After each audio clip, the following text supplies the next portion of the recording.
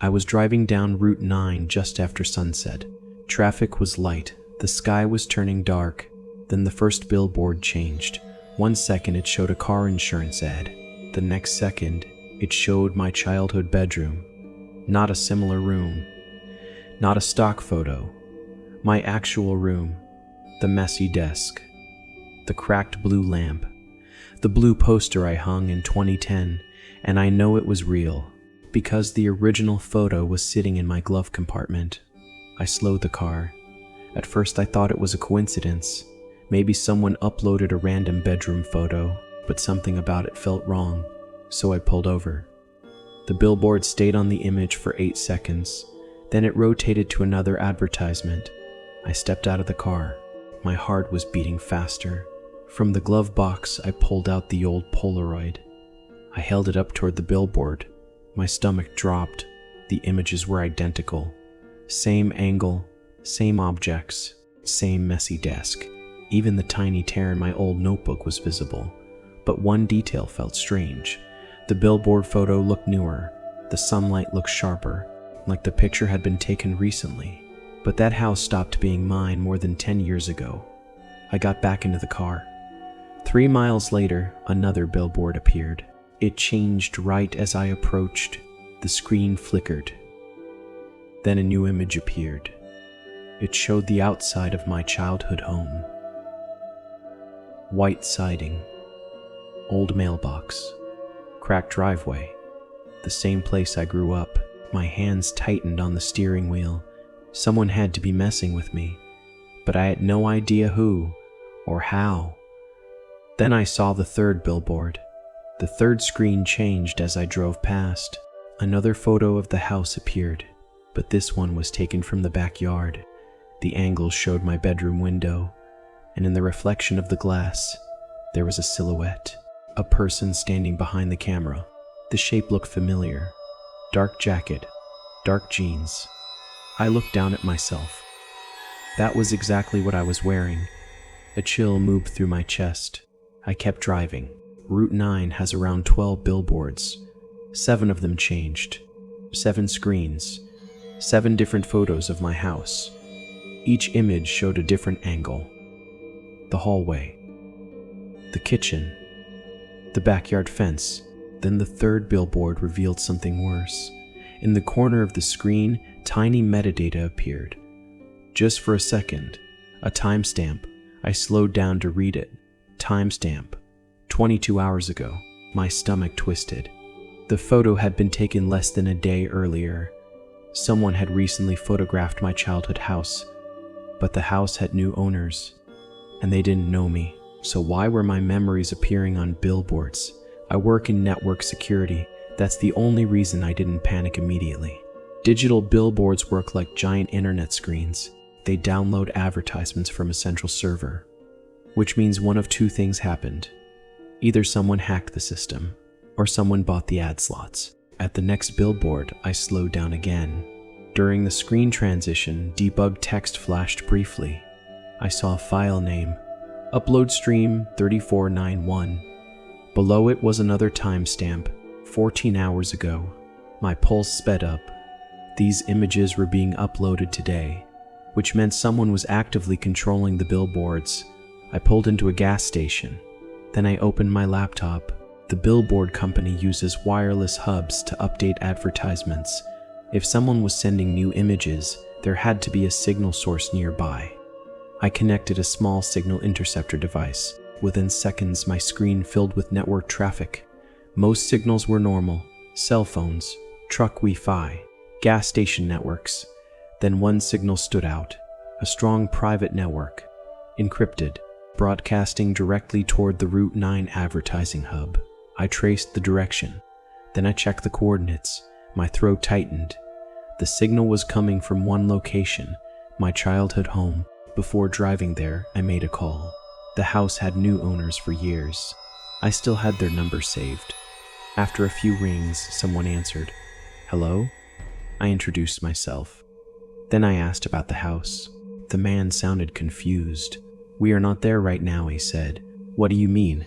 "We left town for renovations." My chest tightened. "So the house is empty?" Yes, it has been locked all week. Then he said something worse. The security cameras have been offline since Monday. I drove back onto Route 9. The final billboard stood near the end of the road. As I passed it, the screen flickered again, but this time it did not show another photograph. It showed video, a live camera feed. At first, I did not understand what I was seeing. Then the image zoomed out. It was the driveway of my childhood house, and the car pulling into that driveway was mine. The house looked exactly the same. Same white siding, same oak tree in the yard, but the front door was slightly open. I stepped inside carefully. The lights were on, and the entire house looked staged. The living room furniture was arranged exactly like it used to be. The old rug, the coffee table, even the dent in the wall from my brother's baseball. It looked like someone had recreated my childhood memories, room by room. Then I walked toward my bedroom. The bedroom door creaked open, and there it was. A large camera rig stood in the center of the room. Multiple lenses pointed in every direction. The cooling fan was still running. Warm air drifted from the vents, which meant the system had been active recently. Maybe it still was. A cable ran from the camera into the hallway. I followed it to the kitchen. A laptop sat on the table. Lines of code filled the screen. A script was running automatically. The program connected to an online advertising exchange. Every few seconds it purchased digital ad space, Route 9 Billboard network, one slot at a time. Then it uploaded new image files. Those files were coming directly from the camera in my bedroom. Someone had turned my childhood home into a live Billboard broadcast studio. Then a voice spoke behind me. "Glad you made it." I spun around. A man stood in the doorway. He looked tired, unshaven, late 30s.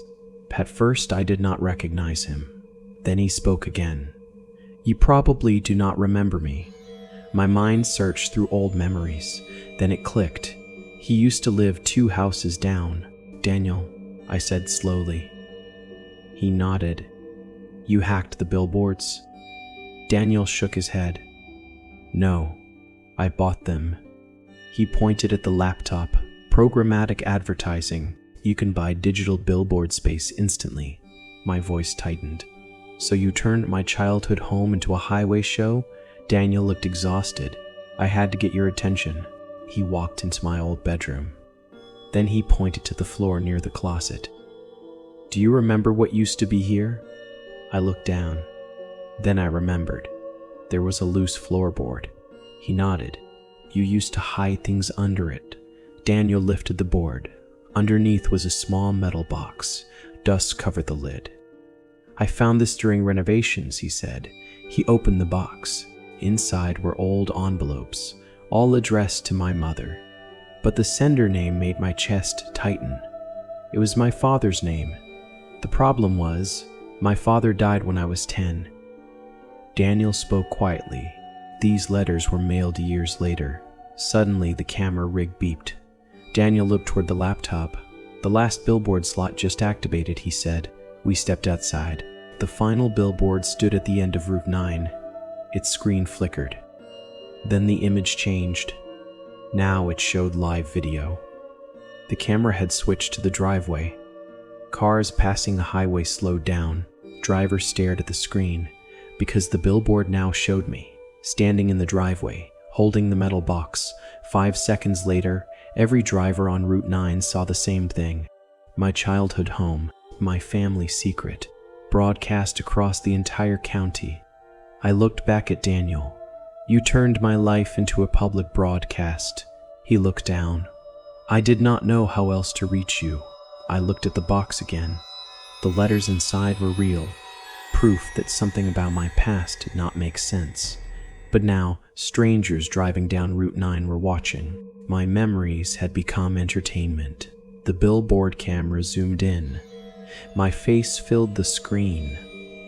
And suddenly I understood something. The broadcast was not just showing my house, it was recording my reaction. Daniel had turned the entire highway into a stage where everyone could watch a mystery unfold. As the camera kept streaming, one question kept repeating in my mind. If my father wrote those letters years after he died, then who had been living in this house while we were gone? And more importantly, who took the photographs of my bedroom yesterday? Because Daniel slowly shook his head. I did not take those pictures, and the camera inside my old bedroom was still uploading new images.